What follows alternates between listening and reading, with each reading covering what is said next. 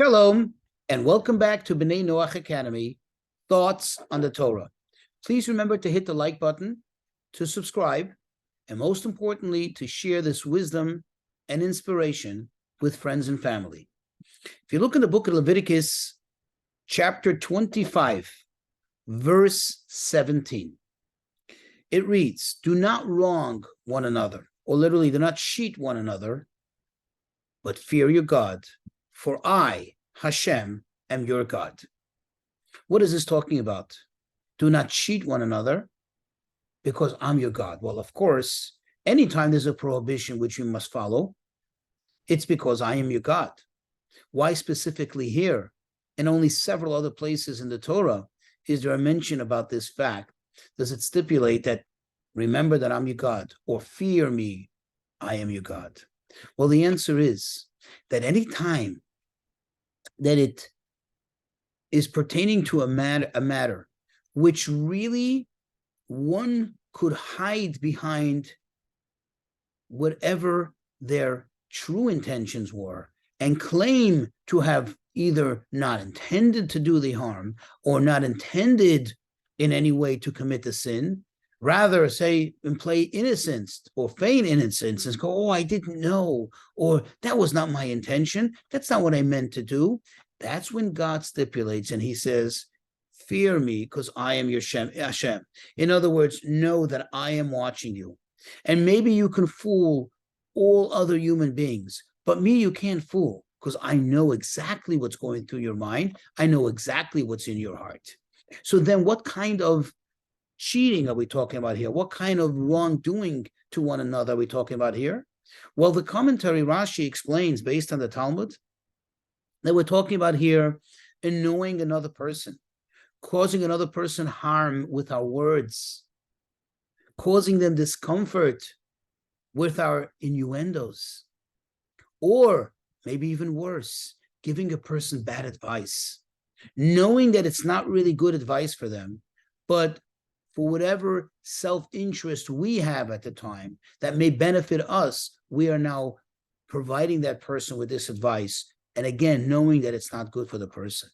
And remember, it's something that the person will never be able to find out the truth about, because you can always come later when the person comes to you and he says, "How come you gave me this advice?" You can always say, "Well, that's what I thought at the time was the best thing for you to do," or what have you. In other words, this is something which only you know, but you're not the only one who knows. Only God knows what really was your intention, what really you had in mind, what really was your motivator. Or if you're hurting somebody, you're talking about someone, you're saying something to someone, and later you can feign innocence and say, "I didn't know this will hurt them. I didn't know this will cause them grief, cause them distress." Yes, you did know. You had ill intention. It was so subtle. It wasn't overt. It wasn't obvious. But to God, it is obvious. And this, in fact, is so severe. The sages tell us, because of the nature of it, remember, if it comes to cheating somebody, to wronging somebody with money, ultimately, there's someone out there that can do the accounting. They can do, so to speak, the forensics and determine whether you did or did not cheat the person, or at least whether the person was cheated or not. And therefore, you can always make up the loss. But when it comes to, quote, cheating somebody with words, to harming somebody with one's words, harming their feelings, this is really something that you can never, ever really truly make amends. You can never really pay this back. There's no way to collect. Even on some level, when the person forgives you, but still the hurt that they had could never be compensated.